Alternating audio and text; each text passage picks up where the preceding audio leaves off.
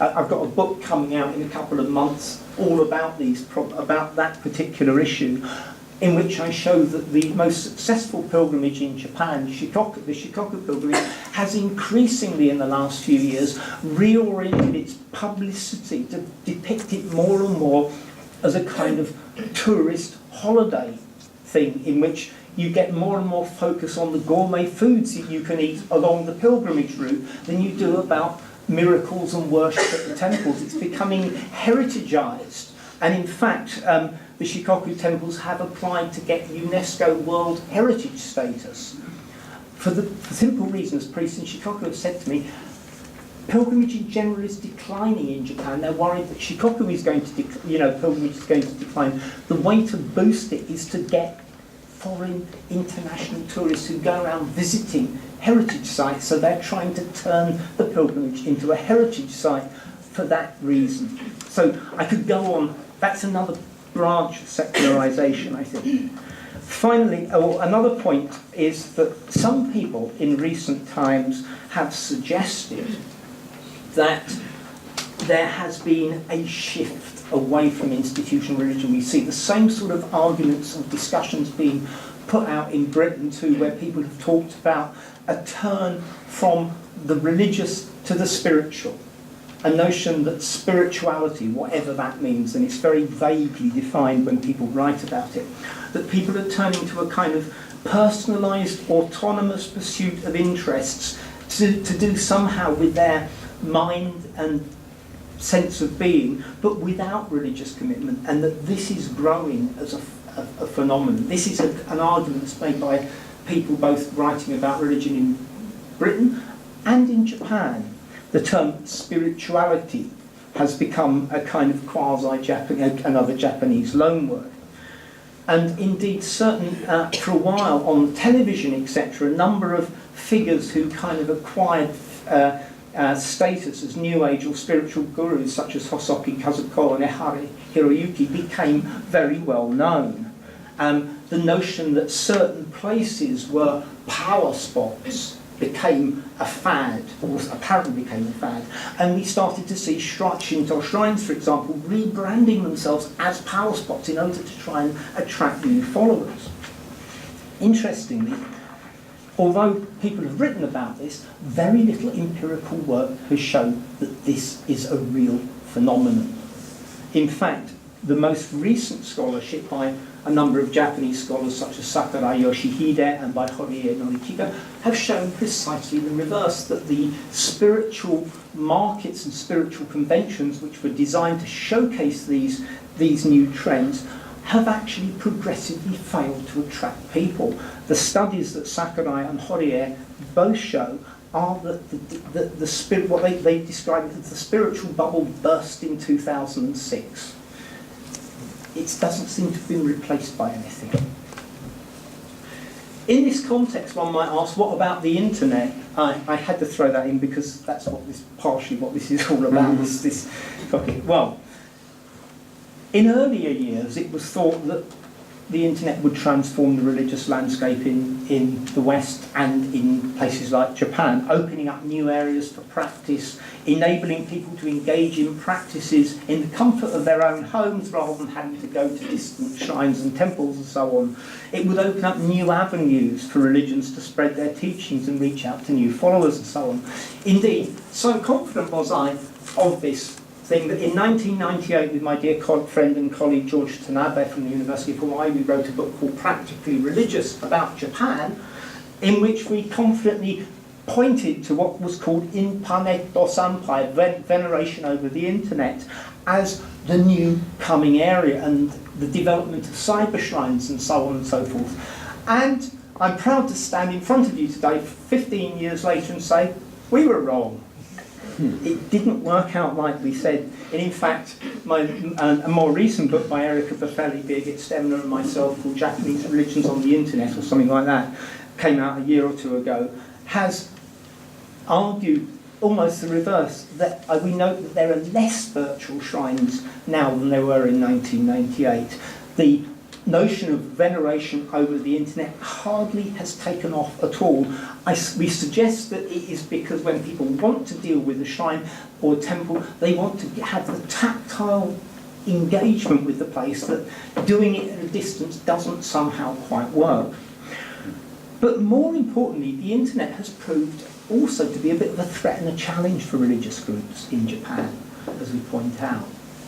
Many religious organisations in Japan have come under serious attack when they have gone online, particularly if they have tried to make the move from what we call Web 1.0 to Web 2.0 to the interactive dimensions of the web. And a good example of this is, I can't remember, one of the two Jodo Shinshu sects, I think it was the Nishi Honganji, effectively started on an interactive website so people could send in questions and so on, and the question and answer and so on. They had to take it down, amongst other reasons.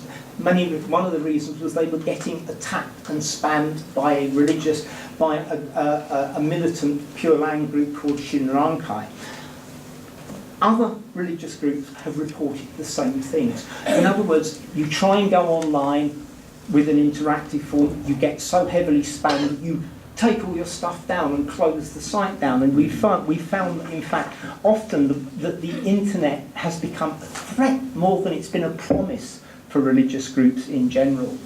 The main use of it has been to post information online, but in a non-interactive way. I would also suggest that we have yet to see any new modes of religion developing online.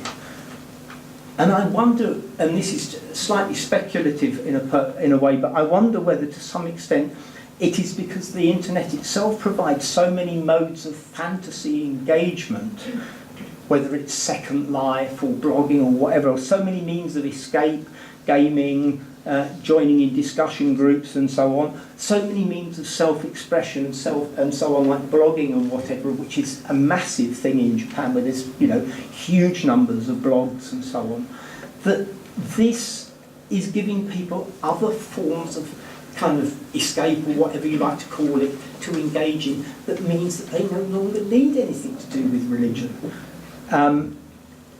In a sense, rather than reshaping religion, it's possible that the internet, at least in the Japanese context, may be replacing it in some ways. I might even ask the question, if you've got the internet, why do you need religion at all? And that, I think, is a question that needs to be thought through in some ways. And as I said, I feel that religious groups in general have not yet not really come to terms with the internet. I would say, indeed, it hasn't come to terms with, if you like, 21st century digital technologies at all in Japan. Do you know how am I going to time? A couple of minutes, I think. Okay. I will just make a few comments, and then I'll just say very few things about the West. Now, that's a pretty negative picture.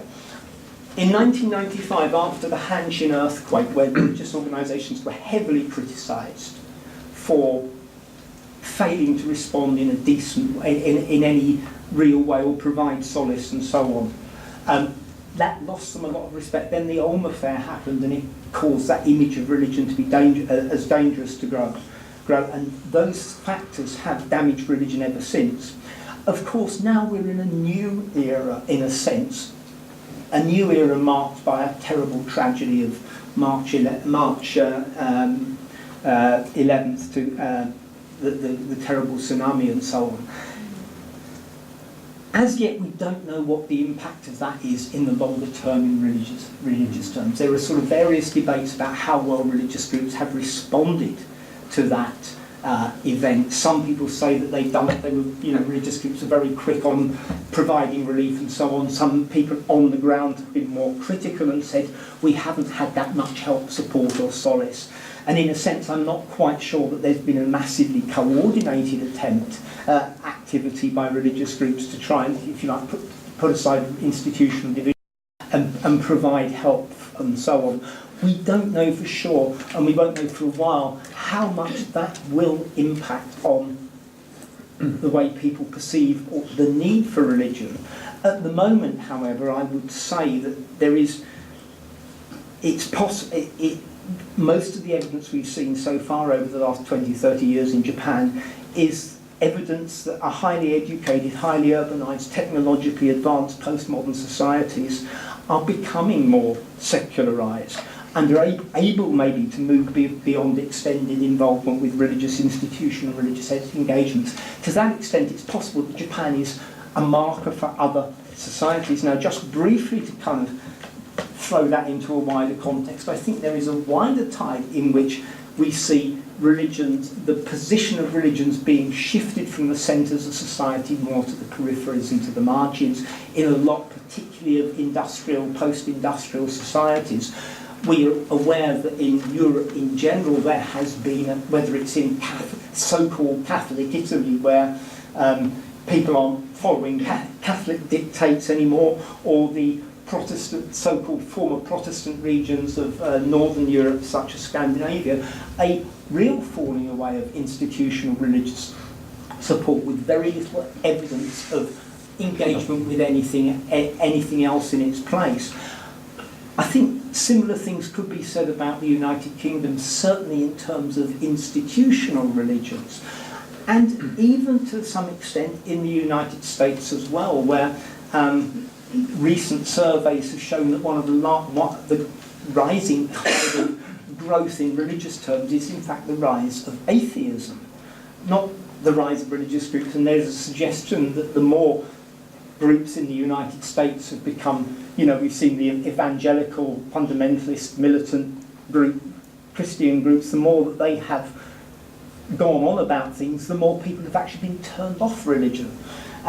So I'm suggesting here that there may be a pattern that's coming out of Japan particularly that is reflecting some of the things that is going on in the West, but maybe in a more intense way, and it's possible that Japan will be the kind of marker of societies in the future, other societies in the future. So I'll stop at that moment. Okay, thank you very much.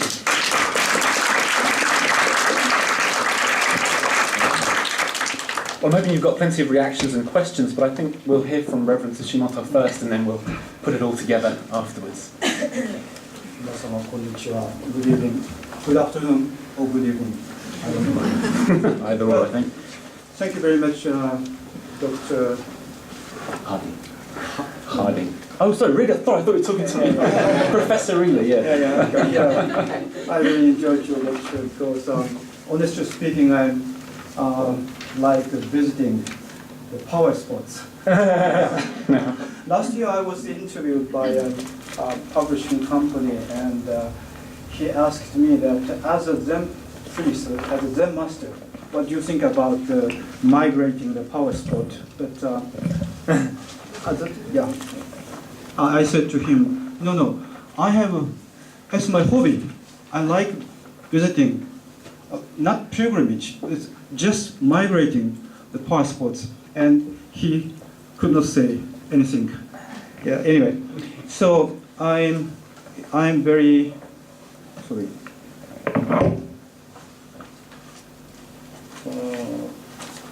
Just wasting time. Okay. Thank you very much for inviting me to the seminar, and it's an honor to be here as a speaker today. My English is still developing.